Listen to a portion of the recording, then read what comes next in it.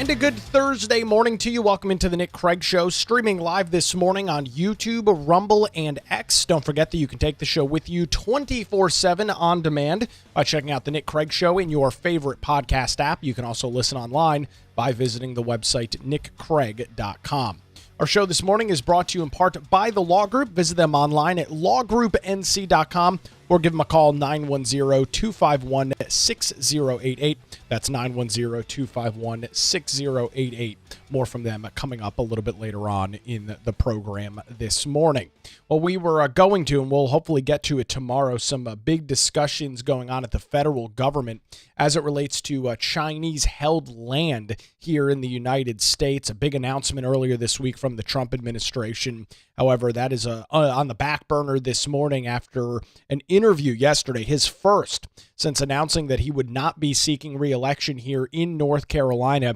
U.S. Senator Thom Tillis sat down with Jake Tapper of CNN to discuss a plethora of issues, from why he did not vote for the big, beautiful bill onto who he thinks going forward could potentially take that spot, some criticism of not the president himself, but the people around him, Secretary Hegseth, FEMA, a lot of other issues in a wide-ranging, about 30 or so minute interview that took place on CNN yesterday. And we'll take it right from the top with the senator describing his reluctance to vote for the big, beautiful bill. He was one of the two Senate holdouts, him and Rand Paul out of Kentucky being the only two U.S. senators to vote against the legislation in the Senate. It, of course, then would go on to the House, pass the House, and then the president signed it into law on Independence Day, July the 4th, on the holiday weekend. So we'll start it off here was how it all unfolded with Jake Tapper and Thom Tillis on CNN last night. When you had your conversations with President Trump on text and on the phone, you were telling him that you thought his advisors were not giving him the full truth about what the Senate bill would do. Absolutely. And I've told the president a number of times that I very seldom believe I've ever disagreed with him.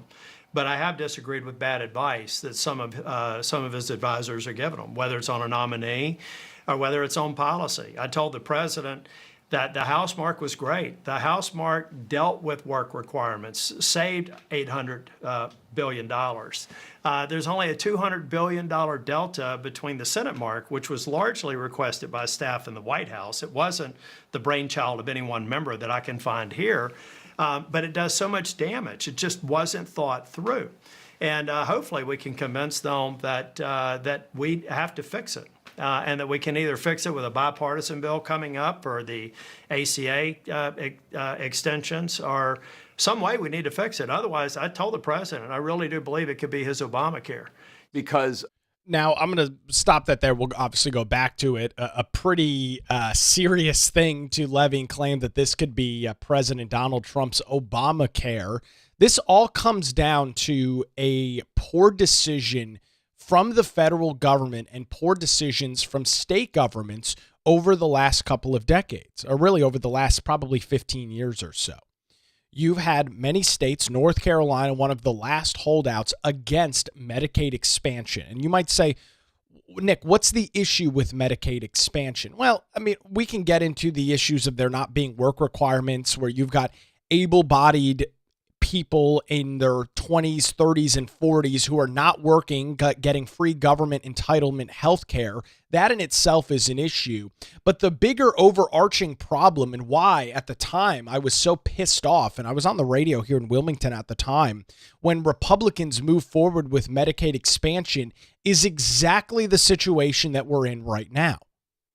The whole thing with Medicaid expansion, more than 670,000 people have been added to the Medicaid rolls across the state of North Carolina under this expansion through the federal government. And the issue is just that. It requires the federal government to cover 90% of the costs. The state government provides 10%. That equals 100. That's how you fund the expansion for Medicaid. That is one of the main reasons why so many states, including North Carolina, moved forward with Medicaid expansion. But see, there's a big issue with that.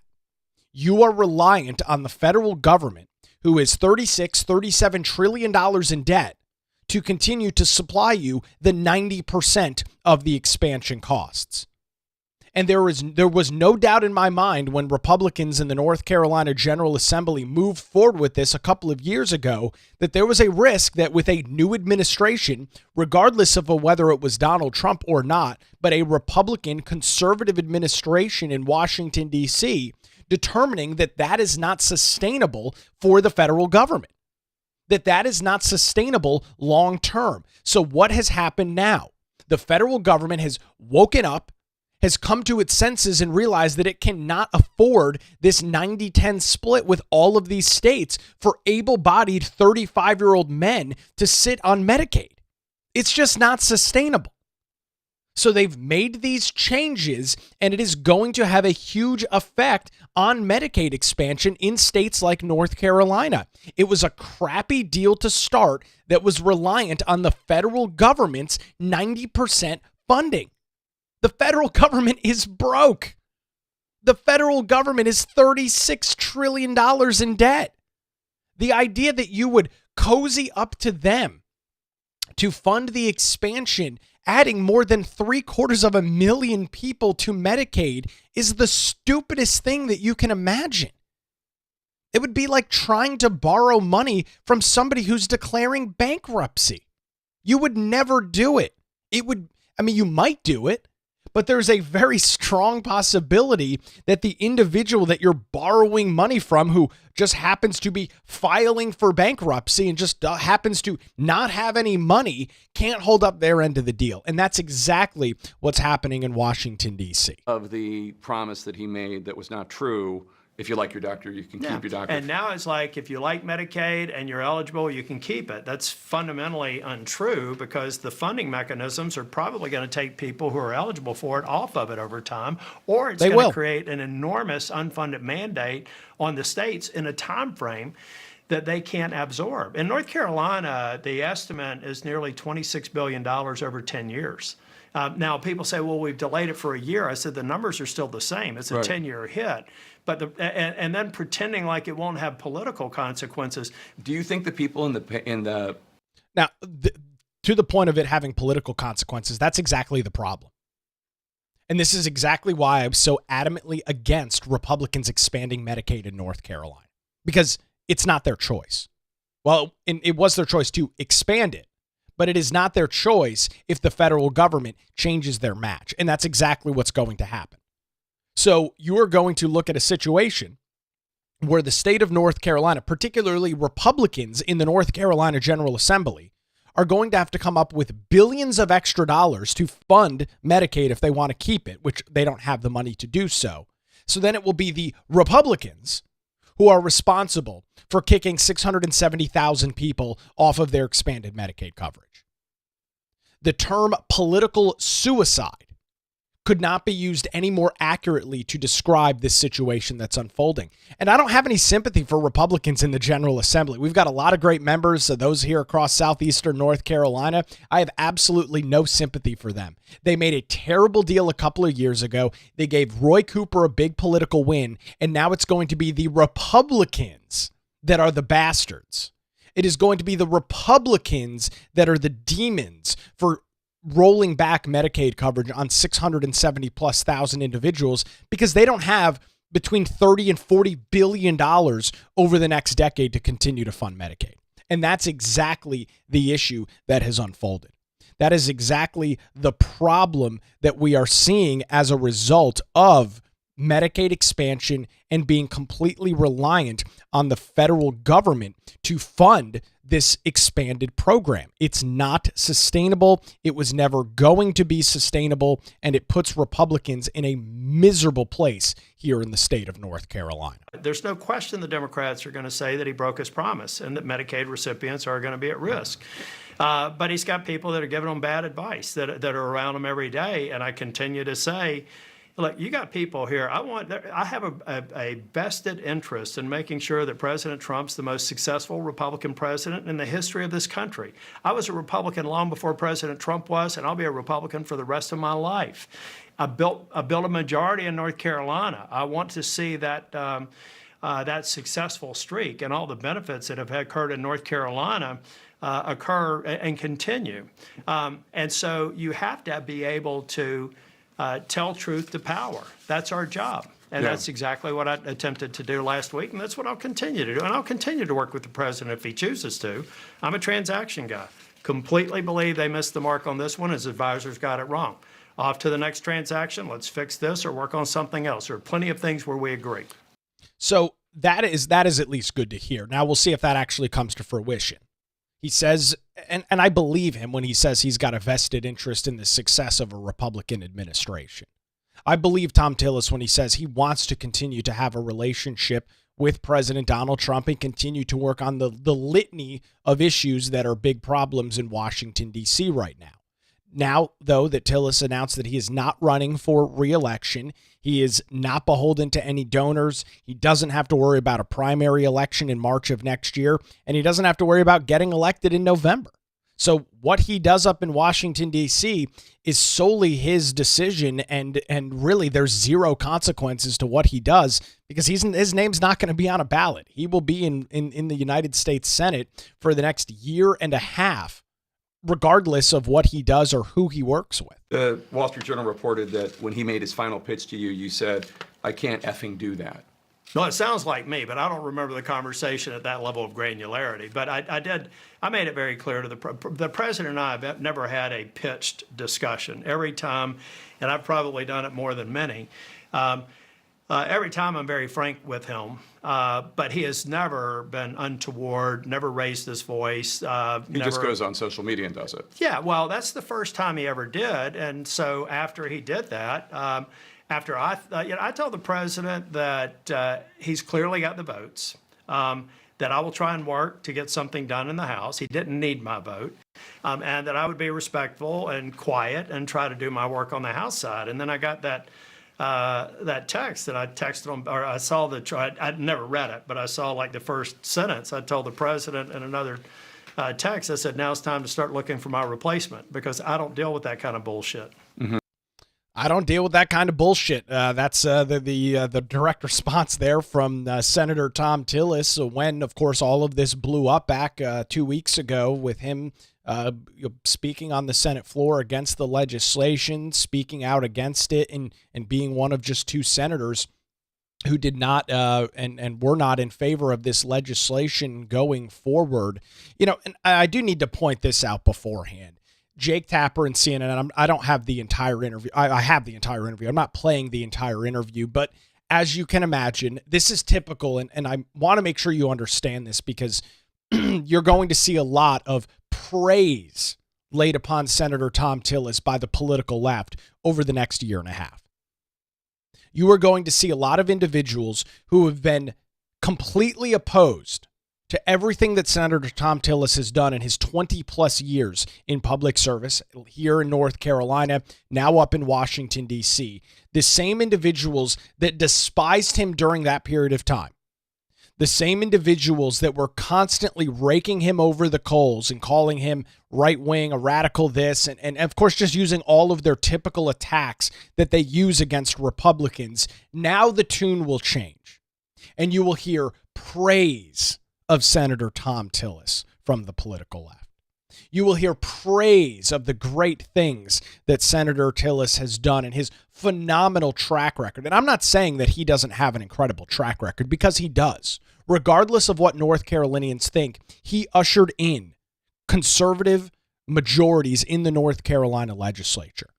Many folks have argued that he is one of the most impactful leaders in modern North Carolina history. After 100 plus years of Democrat control, it was Senator Thom Tillis and others in the North Carolina General Assembly that got our state back on track, that buried our state out of hundreds of millions of dollars worth of debt, that started the process of reducing the income tax, that started reducing the corporate income tax, that have made our state a bastion of freedom and sustainability long term. That I will not take away from Senator Thom Tillis.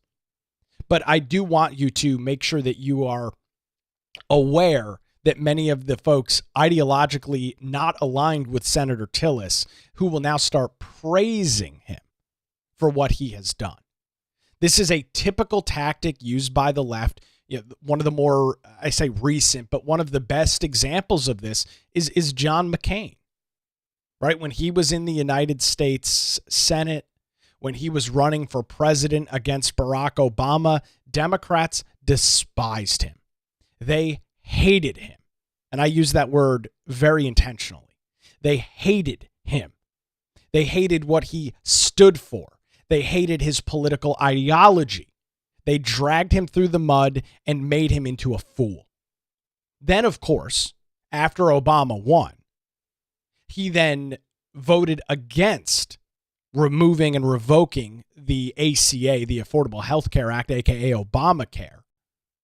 Then, of course, the left praised him. And of course, after his passing, they made him out to be the greatest statesman that ever existed. This is how the left operates.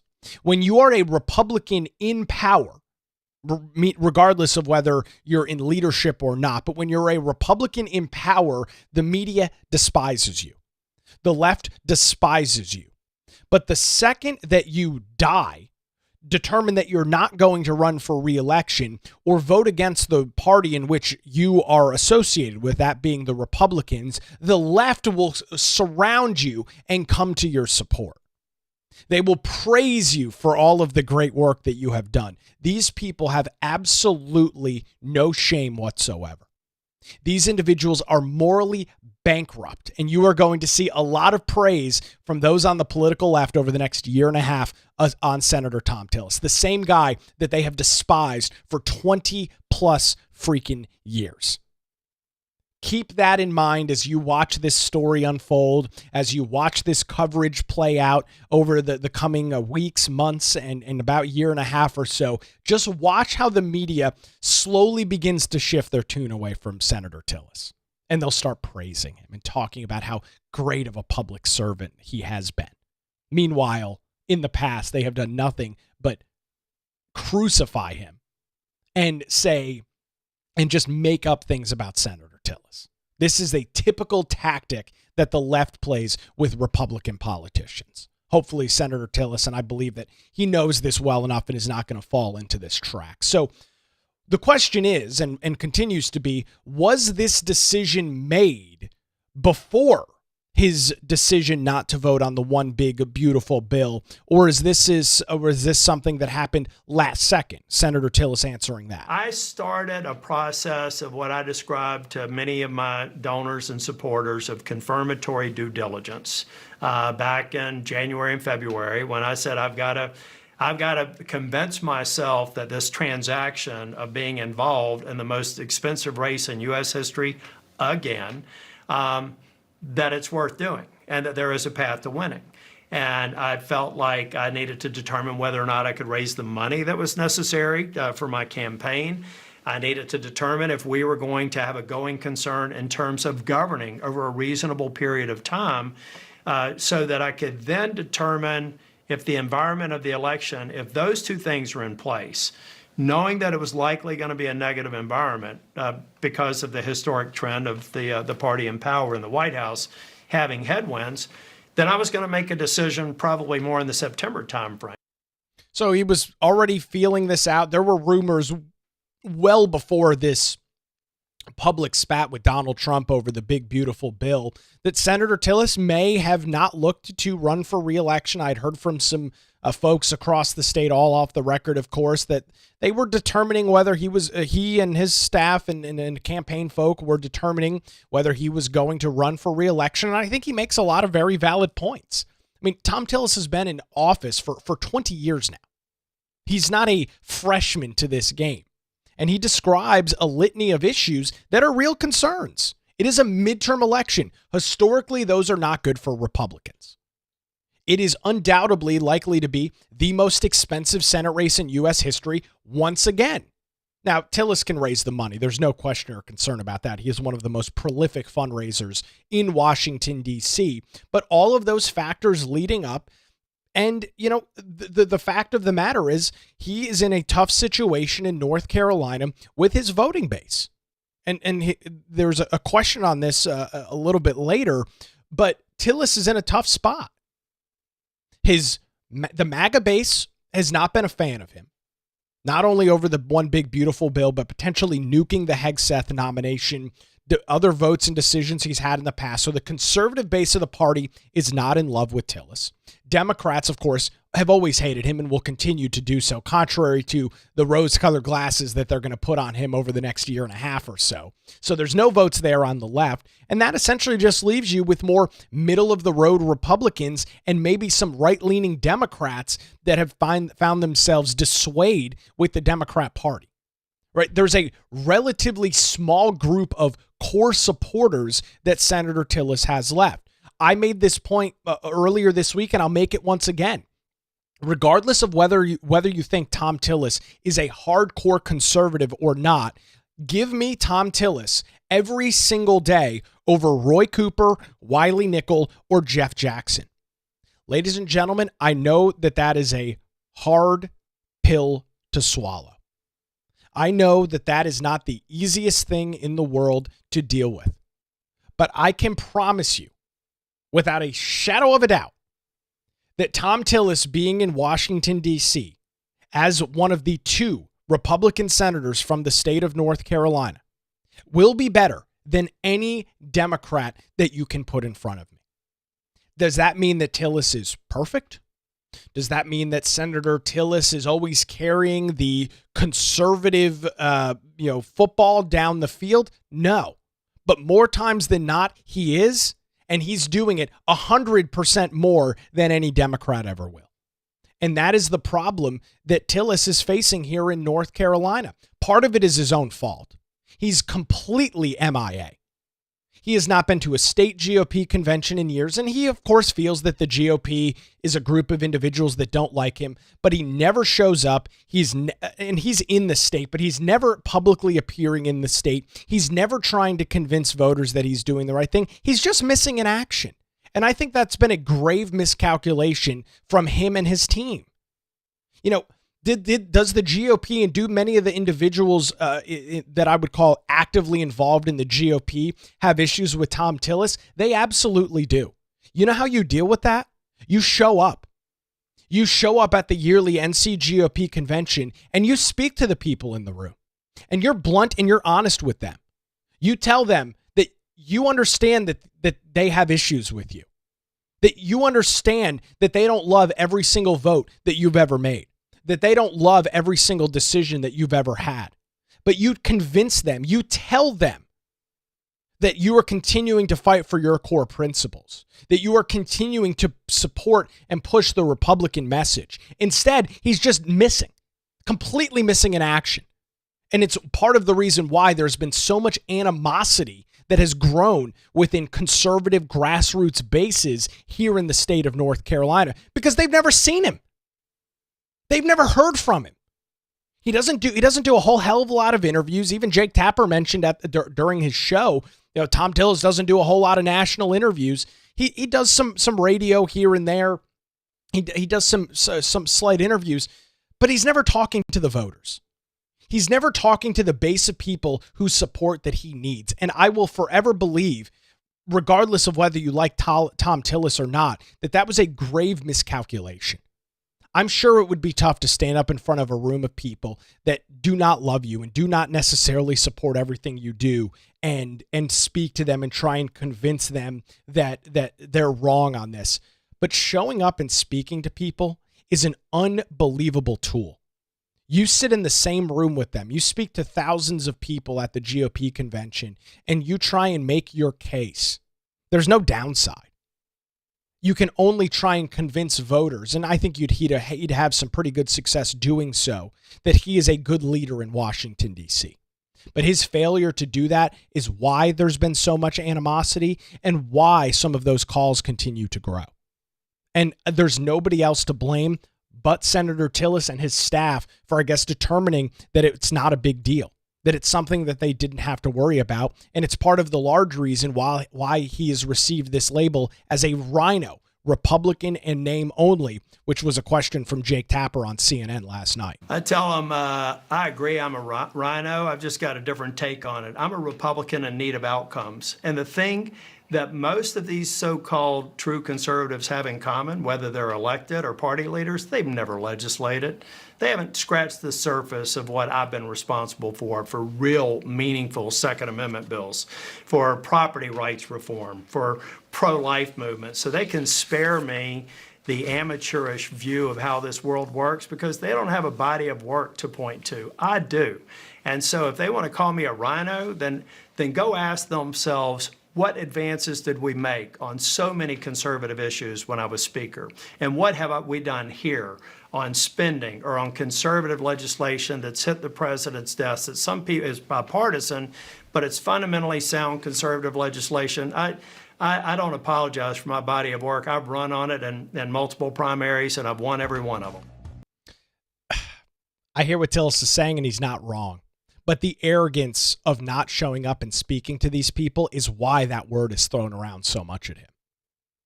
His inability to connect with the conservative grassroots base of the party, his inability to show up and speak to these people and discuss their very real concerns that they have is why he has this label. And that response and that answer, I mean, he just comes off like he just comes off incredibly arrogant. He comes off, oh, well, they've never legislated. Yeah, that's true.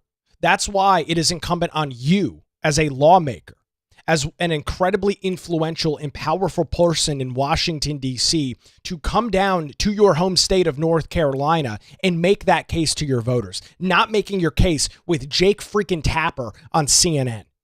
That is not where you make your case to your conservative base. That is not where you make your case to the voters of North Carolina. You don't go on CNN and do it, Tom. You show up at the NC GOP convention every year. You show up at county GOP meetings. You show up at Lincoln, Reagan, Douglas dinners and talk to the voters. That's how you do that process. He failed miserably in doing that, and it's why he has such fractured support here in the state of North Carolina. What he says is right. It is very hard to legislate. It is very hard to govern. And to his credit, there are a lot of folks on the right that have absolutely no idea what it is like to govern. And they have this idealistic view of how government works, this idealistic view of how leadership happens, and it's completely misinformed. It is completely divorced from reality. I will give him that. But again, the fact of the matter is Senator Tillis has never tried to convince these people otherwise. He has run away scared from his base. And I mean that. There's a reason that he has never shown up to an NCGOP convention in modern times. I've been going to those conventions now for 7 or 8 years. He's never been there. I've been to hundreds of political events across the state of North Carolina. I believe I've seen the senator twice. One at a fundraiser event, the other time at an opioid settlement here in the city of Wilmington back, I don't know, probably a year or so ago. Those are the 2 times that I've seen and interacted with Senator Tillis. And that's a problem. And again, it's not about me, but it's about the individuals that show up to these kinds of events. Is there this unrealistic, idealistic view of how leadership and how governance should happen? Yes, absolutely. And again, I would argue it is your responsibility as a lawmaker. It is your responsibility as a member of the United States Senate to speak to your constituents in a form and address their issues head on. I'm sure it's not easy. I can't imagine showing up to a room with an adversarial crowd. Probably not the greatest situation in the world. I get it. But I would argue that you've got if you want those people to support you and you want them to not have this misunderstanding about how you govern, I would argue it's your responsibility to do so. And once again, Senator Tillis and his staff have failed miserably with doing that. And I say that as somebody who has been actively involved in party politics now for well over 7 or 8 years, somebody who continues to follow this stuff day in and day out and continues to go to these events. A grave miscalculation from Senator Tillis. We've got a lot more to get into. A question about who would he want to see as a potential candidate. A question about Lara Trump, a very interesting one coming up. We'll continue with these clips from Senator Tillis's interview on CNN yesterday with Jake Tapper. But before that, when legal challenges arise, make sure you put your trust in the Law Group right here in Wilmington. Since 2003, their experienced attorneys have provided high-quality, affordable legal services across eastern North Carolina. Whether you're facing a divorce, navigating real estate transactions, or maybe you're in a position where you need a strong defense, the Law Group has your back. Their dedicated team ensures your questions are answered and issues are resolved promptly. Great news, they're located in downtown Wilmington and just a phone call away at 910-251-6088, or you can visit their website, lawgroupnc.com. That's 910-251-6088, or again online, their website, lawgroupnc.com. Phenomenal website over there. They've got all of the various areas of practice that they specialize in. You can read bios and descriptions on all of their attorneys, and they've got a really great blog that discusses a variety of legal challenges and manners. All of that available over at their website, lawgroupnc.com. The Law Group, experience and dedication you can rely on. We are very appreciative of the Law Group and their continued support of the Nick Craig Show. More on this interview with Senator Thom Tillis coming up after this as the Nick Craig Show rolls on live on a Thursday morning, streaming on YouTube, Rumble, and X, and 24/7, wherever you get your podcasts.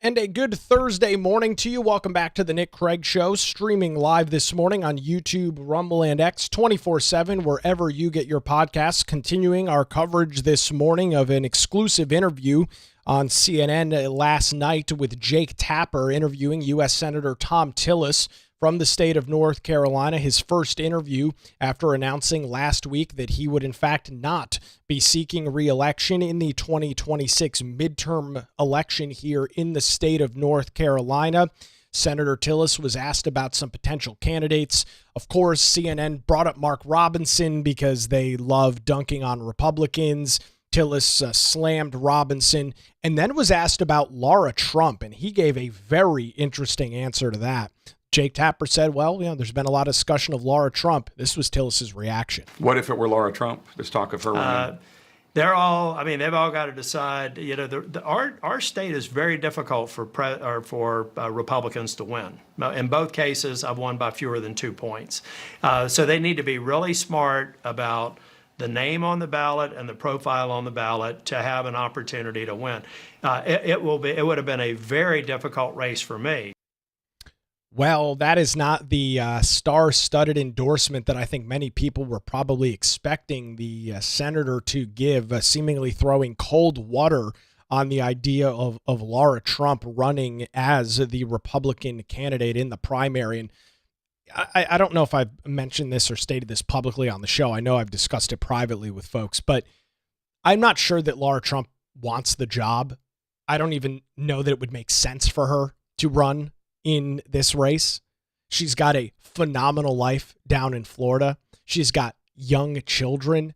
I don't know why she would want this position. I'm not saying I don't support her running for it, but I'm laying out the situation that's in front of us and why somebody like Lara Trump would want to move to the state of North Carolina. Yes, her parents are here in Wilmington. Sure, I get all of that. But why she would want to come to the state of North Carolina and go through with what Senator Tillis says being 100% accurate, an incredibly tough election, an incredibly tough campaign to win, regardless of whether you are a Republican or a Democrat.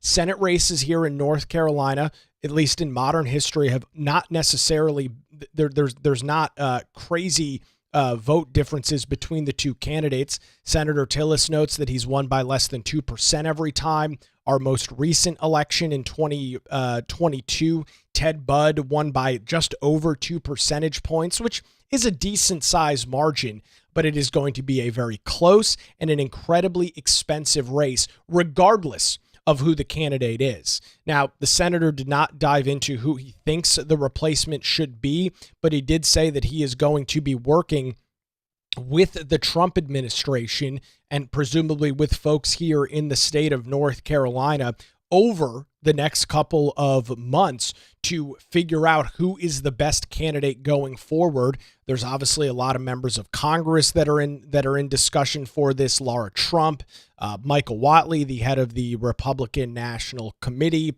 discussions about potentially Dan Bishop, who was a member of Congress, ran for Attorney General last year. There are a lot of names out there, and it's going to be interesting as we continue to work through the month of July and then through August, what names look like they are heading to the top of the list, what individuals seemingly are making that power play to not only secure the victory in the primary, but of course get President Trump's endorsement and then move on to a general election where the rumors are this morning that it is very likely that former Governor Roy Cooper is set to jump into this race. With that being the case, it is going to be an incredibly tough race for Republicans. Whether it's Thom Tillis, Lara Trump, a current member of Congress, Dan Bishop, it is going to be a very, very knockout, drag-out battle between the Democrat and the Republican in what will be the most expensive United States or Senate race that has ever taken place in United States history. So it's going to be a tough one across the board. Now, Senator Tillis said that he does not have an issue with President Donald Trump, but however, he does have an issue with some people around him that he describes as amateurs. Yeah, I don't have a problem with President Trump. Right. I got a problem with some of the people I consider to be amateurs advising him. What do you make when you go on And so I want to make it very clear to them guys, Yeah. when you act like the president, when he's out of the room, you don't impress me. And they'll hear more of that in the coming months. Who are you talking about specifically? Stephen Miller? We'll get or? to that. He didn't get to it in this interview, but he seemingly is frustrated with people around President Trump. He claims and continues to claim that they are giving him bad advice, that when the president is not in the room, that they are essentially acting as if they are President Donald Trump. He is not impressed with that. Who those people are, he didn't say, but he'll have time to do so. Kind of goes in the face of supporting and working with the president, which he claimed earlier in the interview, you already heard that from him, that he's going to stand by President Trump. He's going to be there with President Trump, trying to make sure he's the most successful. Not sure how he's going to do that while at the same time dragging down people that are closely aligned with the president. Seems like those two things can't necessarily exist in the same sphere.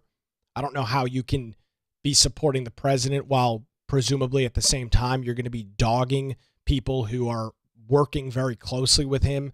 Some of his top advisors, not sure who those people are. Senator Tillis did not get into those details, even as much as Jake Tapper wanted him to. He followed up later on about that.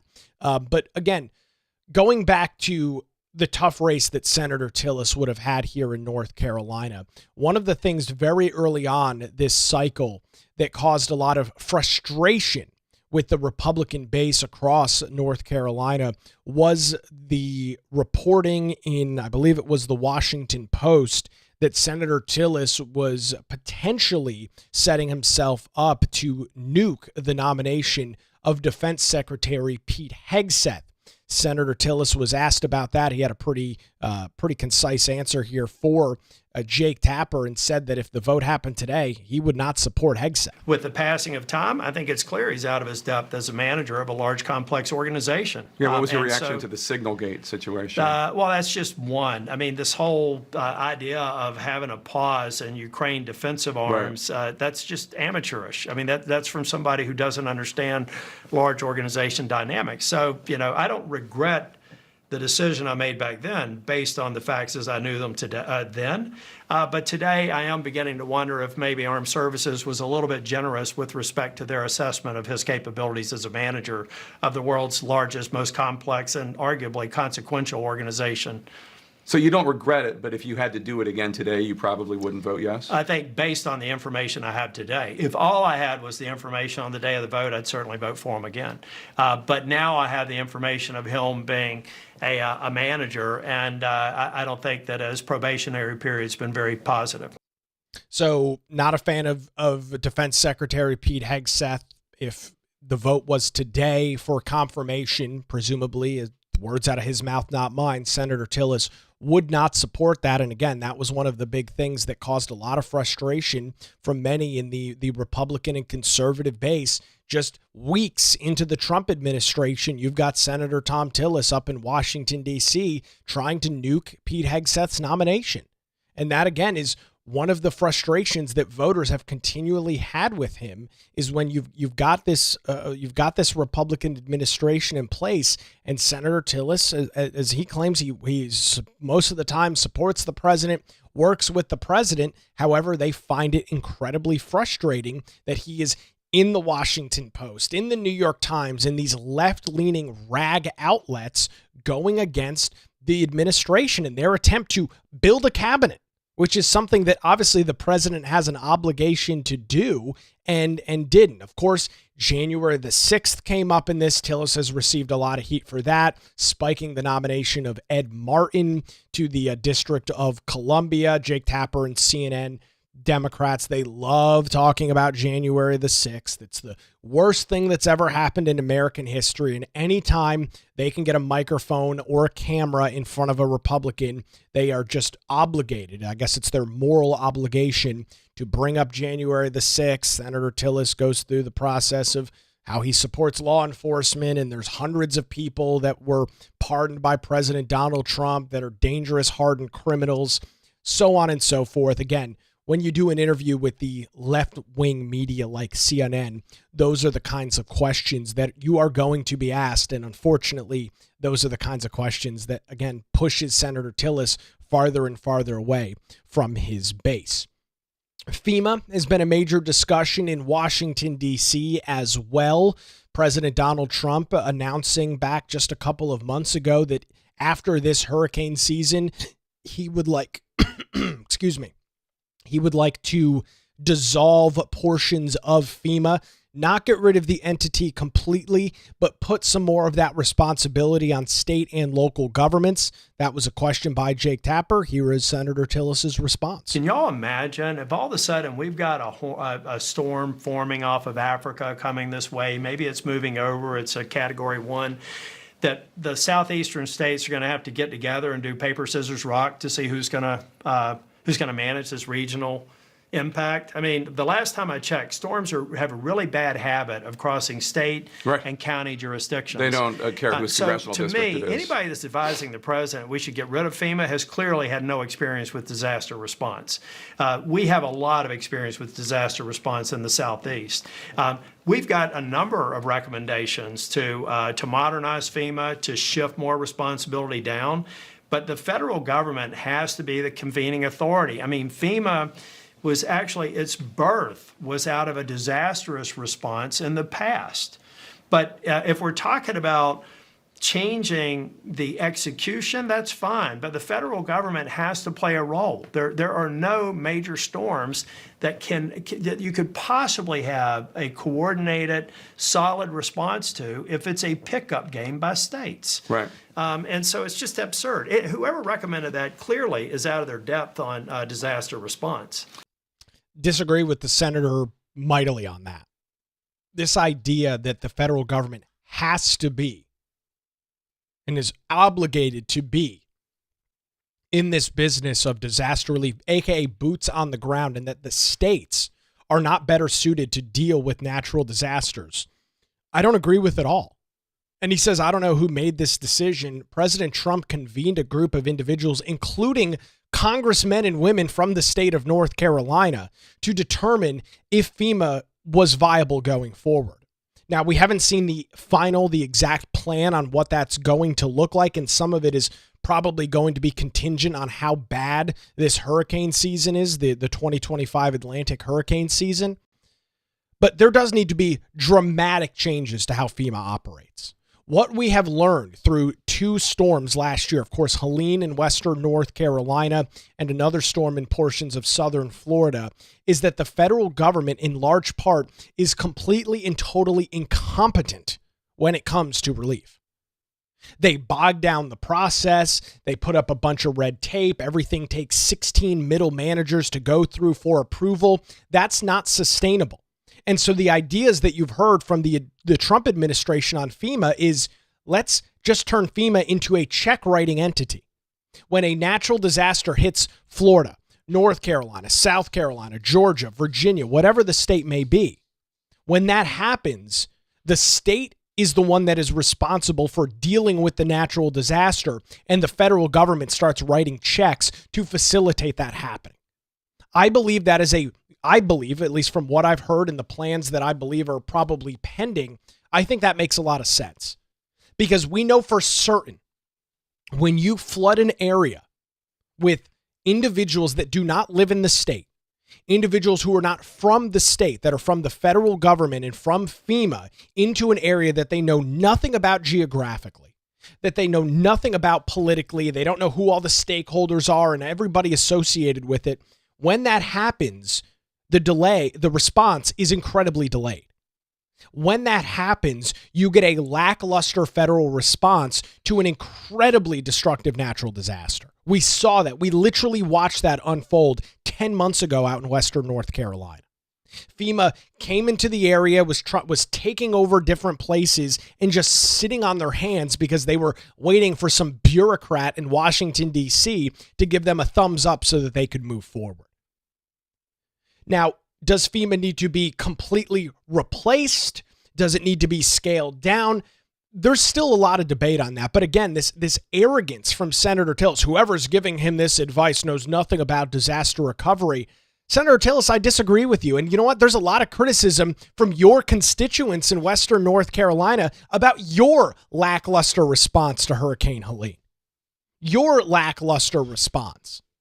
That was one of the questions from Jake Tapper reading a tweet from a post from President Donald Trump about western North Carolina relief. Here was the response from Tillis. Thom Tillis has hurt the great people of North Carolina. Even on the catastrophic flooding, nothing was done to help until I took office. Then a miracle took place. Tillis is a talker and a complainer, not a doer. Well, President, I get to western North Carolina and see if his view of the work that I've done there fits with the view of western North Carolinians. I think that they're pretty happy with how much I leaned into it. Not true. Even advising the Trump campaign to probably not land in Asheville during the campaign when we were trying to use the airport Right. to evac victims. So I will agree to disagree on that one. Yeah, the people of Western North Carolina are not happy with Senator Thom Tillis. And he admitted earlier in the thing he doesn't read social media. He doesn't look at comments. I would probably encourage him and his staff to do so, because the people out in the western half of the state were very frustrated with Senator Tillis's response to Western North Carolina. They were very frustrated with the lack of anything happening at the federal level. Of course, a lot of that was being charged by the Joe Biden administration at the time. But Senator Tillis, a very influential, a very powerful voice in Washington, D.C. So his understanding of what people think is probably not actually the case in the western half of the state. But as he says, we'll just have to agree to disagree on that. Yet all of this, and a lot of this, comes down to the role of the federal government. And we've got some comments coming in on our Rumble live chat this morning. Is FEMA more than welfare for the uninsured? I don't know that I'd call it welfare for the uninsured, but again, you just get an incredible amount of red tape when you bring the federal government into an area that is dealing with catastrophic devastation, which I think is an accurate term to describe Western North Carolina after Hurricane Helene. Portions of eastern North Carolina after storms like Hurricane Fran and Hurricane Florence, catastrophic damage. The federal government comes in. We know for a fact that the federal government does nothing in an expeditious manner. We know that the federal government is not speedy in anything that they do. Yet we put them in charge, and in many cases, they coordinate what needs to be very quick disaster response. I would make the argument and make the point that states like North Carolina are more well suited to deal with that in the immediate aftermath than the federal government. When you've got you've got flood rescues going on in real time, it's not FEMA. It's the local individuals and it's the state National Guard. Now, where does FEMA come into play, and where should FEMA come into play? When you've got $60 billion or $80 billion worth of damage, which is what some of the estimates are out in the western half of the state, that's where you need the federal government to come in, write checks, and give states the ability and areas the ability to rebuild.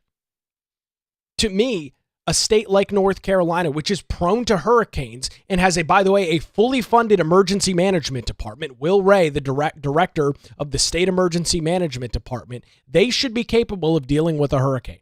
They are a fully funded, fully operated, 24/7, 365 entity that you and I pay for as taxpayers. They and local municipalities should have the ability to deal with disasters. They should be the ones coordinating, not the federal government. We don't need individuals from Washington, D.C. coming down here and bloating the entire situation, putting in a bunch of red tape and a bunch of bureaucratic hoops to get through. There's no reason for it. The president has seen the failures of FEMA. The state of North Carolina, the western half of our state, has seen the failures of FEMA, and they are very unhappy with what they saw. And they want to change. They believe the system is broken. President Donald Trump believes the system is broken. And as we get into the latter parts of this year and into early parts of 2026, I am very curious what some of these plans are going to look like coming out of this administration. I have no question in my mind that FEMA is broken and needs significant, not just little tweaks here and there, but significant changes. What those look like, what is the best answer, what is the best response, I don't know. And I don't know that there has to be this, we have the solution that fixes all problems, because that's typically not how things work.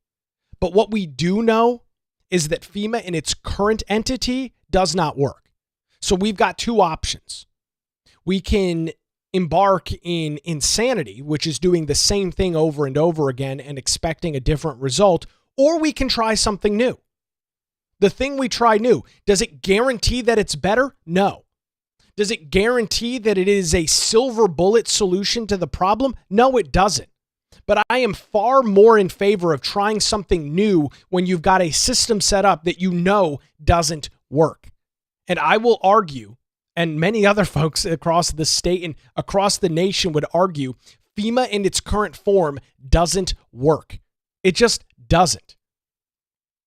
So we shall sit and watch and wait and see what happens. But this notion, this idea, and you can already imagine what the situation is going to be, all of the criticism that will be laid at the feet of President Donald Trump if FEMA makes a drastic change and there's another natural disaster.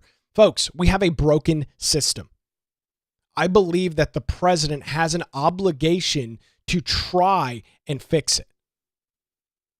I believe that the president, the chief executive of the United States, has an obligation to make changes. Does it mean it's a catch-all fix? No.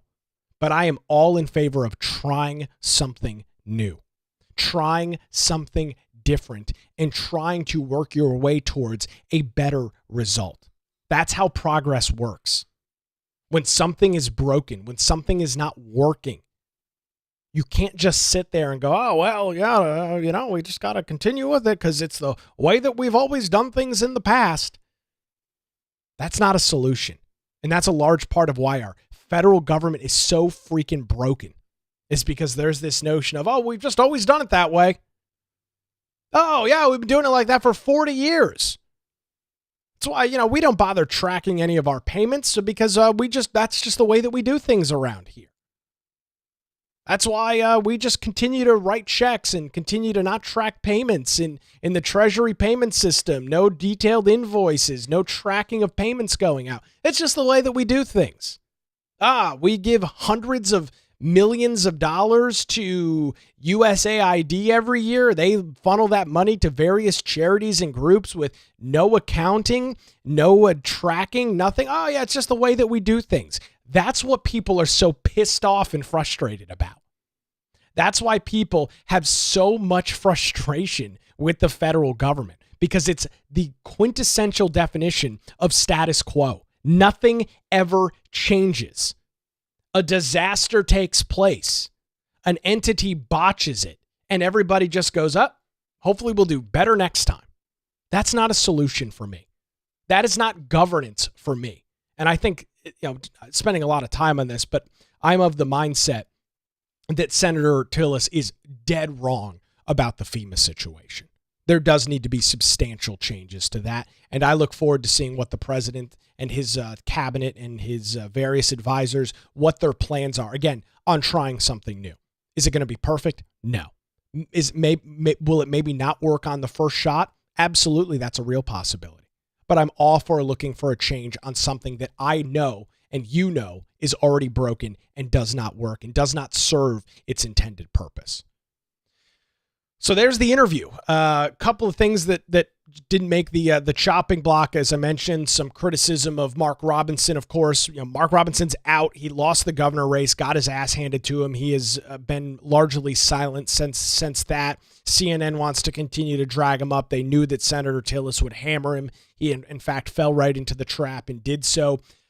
Looking at that entire interview, it was about 30 minutes. I'll have the full link in the show notes over at patreon.com/Nick Craig. But I'd say probably the biggest takeaway from me in the interview was Senator Tillis's throwing cold water on the idea that Lara Trump should not, and not that he said she shouldn't be, but really did not give any high praise and really had nothing positive to say about Lara Trump being the candidate. Again, is Lara Trump the perfect candidate? No, because the reality is nobody is the quote unquote perfect candidate. But I'm very curious who Senator Tillis is. He noted he will continue to work with the administration. He wants to find his replacement. He wants to make sure that a candidate can not only win in the primary and win in the general, which I'm in full agreement with. Very interesting to see him throw cold water on the idea of Lara Trump and essentially not answer the question at all that Jake Tapper asked him. So we'll likely see some continued fallout on that in the coming days and weeks. This story is set to continue to play out over the next year and a half. We'll continue to track the details right here on the Nick Craig Show. Well, that's going to do it for a Thursday edition. If you've got comments on Senator Tillis, encourage you to drop those on our YouTube, Rumble, or X channels. Always appreciate and like reading the feedback there.